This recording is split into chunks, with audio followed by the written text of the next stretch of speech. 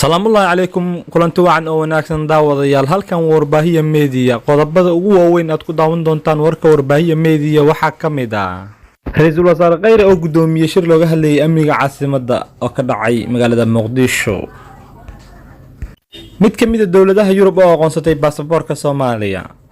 wiil reer Burcaha oo baarlamaanka Britain ku matali doona UK. dalabka dameeraha Shiinaha ee Soomaalida halis ku haya iyo bilyaneer Carbeed oo iibsaday koox ka ciyaarta horyaalka Premier League England.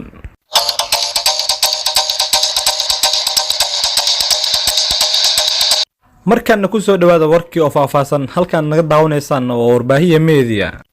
ra-iisul wasaaraha xukuumadda Soomaaliya mudane Xasan Cali Kheyre ayaa gudoomiyey kulan looga hadlayay amniga caasimadda oo lagu qabtay taliska qaybta guud ee booliska gobolka Banaadir. kulanka oo ka soo qayb galeen wasiirka amniga, wasiirka gudaha, gudoomiyaha gobolka Banaadir, taliyayaasha ciidanka iyo khubaro amni ayaa diiradda lagu saaray dardargelinta iyo horumarinta amniga Muqdisho. ra-iisul wasaare Kheyre ayaa warbixin iyo talooyin ka dhageystay khubarada oo xil saaray aruurinta xogaha amni oo ay soo gudbiyeen laamaha amniga. ra-iisul wasaaraha dalka Soomaaliya mudane Xasan Cali Kheyre ayaa shir gudoomiyey kulan looga hadlayay amniga caasimadda oo lagu qabtay taliska qaybta guud ee booliska gobolka Banaadir. kulanka ay ka soo qayb galeen wasiirka amniga gudaha, gudoomiyaha gobolka Banaadir, taliyayaasha ciidanka iyo khubaro amni ayaa diiradda lagu saaray dardargelinta iyo horumarinta amniga caasimadda. ra-iisul wasaare Kheyre ayaa warbixin iyo talooyin ka dhageystay khubarada loo xil saaray aruurinta xogaha amni ay ka soo gudbinayaan laamaha amniga. waxa uuna ku ammaanay hay-adaha amniga dadaalka ballaaran ay ugu jiraan badbaadinta nafta iyo hantida muwaadiniinta Soomaaliyeed. hay-adda amniga ayaa ra-iisul wasaare Kheyre kula dardaarmay inay laba jibaaraan dadaalada ay ugu jiraan xasilinta caasimadda si ummada Soomaaliyeed u helaan nabad buuxda. dowladda Soomaaliya ayaa shaacisay in wadanka Holland uu ka mid yahay wadamada ku yaala qaaradda Yurub ee aqoonsaday baasaboorka diblomaasiga iyo kan shaqaalaha dowladda Soomaaliya. safiirka Soomaaliya u fadhiya midowga Yurub Danjire Cali Saciid Faqi ayaa shaaca ka qaaday in Holland ay si rasmi ah u aqoonsatay baasaboorka diblomaasiga iyo kan shaqaalaha Soomaaliya. waxa uu xusay in hadda kadib dalkaasi lagu geli karo baasabooradaasi. waxaan aad ugu faraxsanahay inaan idinla wadaago in dowladda Holland ay aqoonsatay baasaboorka diblomaasiga iyo kuwa sarfayska laga bilaabo 15 May 2019. baasaboorada la aqoonsaday waxaa laga soo bilaabay kuwa la bixiyay 2014 ayuu yiri Cali Faqi. dowladda Soomaaliya ayaa ku guuleysatay inay horumariso baasaboorka Soomaaliya oo hadda wadamo badan lagu geli karo. waxaana horay baasaboorada Soomaaliya gaar ahaan kan diblomaasiyiinta iyo shaqaalaha u aqoonsaday wadamo qaarkood Yurub ku yaalaan. duqii hore ee magaalada Sheffield ee wadanka Britain Majid oo ah wiil Soomaali ah ayaa loo doortay baarlamaanka midowga Yurub. Majid ayaa horay taariikh u sameeyay markii uu noqday duqii magaalo ee ugu horeeyay ee xisbiga Green Party ee ku yaala magaalada Sheffield.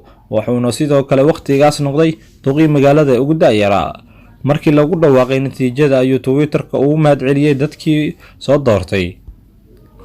Majid ayaa Ingiriiska tagay isagoo 5 sano jir ah kadib markii uu isaga iyo qoyskiisa ay ka qaxeen magaalada Burco ee Jamhuuriyadda Soomaaliya. saxaafadda ayaa aad u soo hadal qaaday sanadkii hore kadib markii uu ku dhawaaqay in Trump ka mamnuucay magaalada ka ahaa. Majid ayaa markaasi Twitter-ka soo dhigay in Trump uu yahay nin aan mudnaan badan lahayn. golaha deegaanka ee magaaladaasi ayaa sheegay in duqa magaaladu uusan xaq u lahayn in mas'uul ka hor istaago magaalada, balse ay dimuqraadiyaddu u aqoonsatay inuu ra'yigiisa cabiro. dadka ku nool magaalada Burco, magaalada Garissa ayaa walaac badan ka muujiyay dameeraha sida xawliga looga iibsado suuqa xoolaha ee magaaladaasi. dameeraha oo qaarkood laga soo safriyay Soomaaliya ayaa suuq fiican ka helay kawaan ku yaala magaalada Limuru ee ku taala dalka Kenya. kawaankaasi oo lagu qalo dameeraha kadibna hilibkooda loo dhoofiyo dalka Shiinaha. arrintan ayaa keentay in culimada Garissa ay masaajidada ka sheegaan in xaraan tahay ganacsiga dameeraha in la gowracana aysan banaanayn.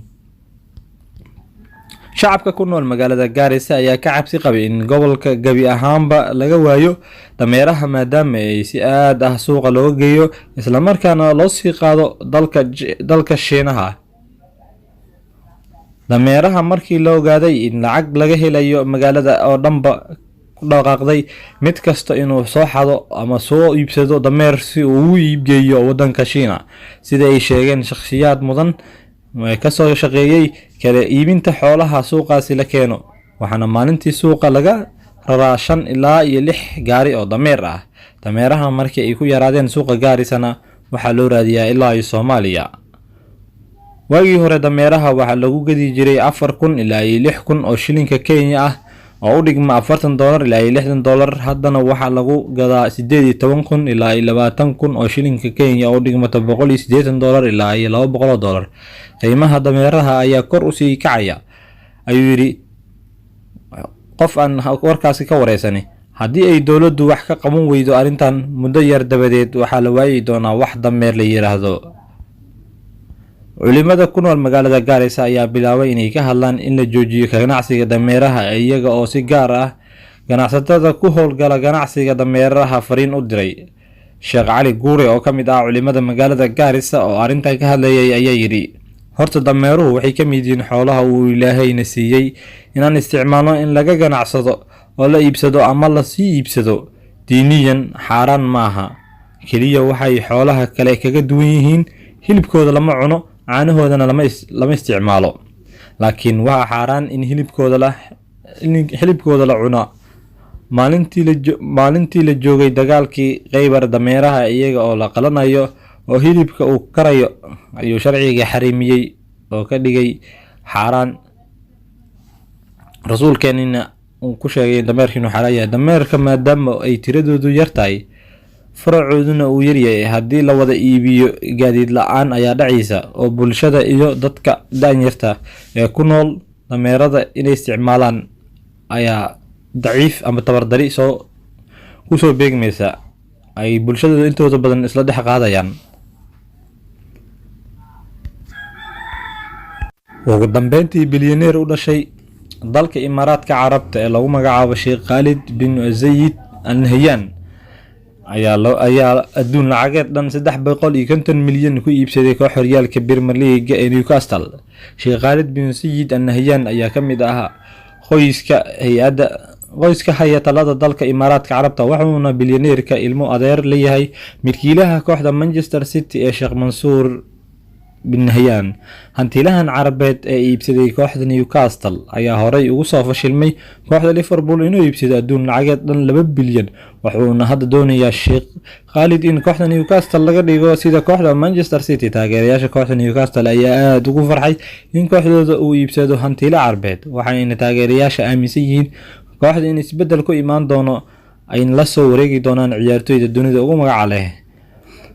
maalqabeeno carabeed ayaa sidoo kale kasoo jeeda qoysaska haya talada wadamada Qatar iyo Imaaraadka ayaa horey u iibsaday kooxaha magac ku leh kubadda cagta sida kooxda Manchester City iyo kooxda Paris Saint-Germain. waad ku mahadsantahay la socodka warkayaga. fadlan subscribe channelka kadib furo gambaleelka si warar walba kugu soo dhacaan.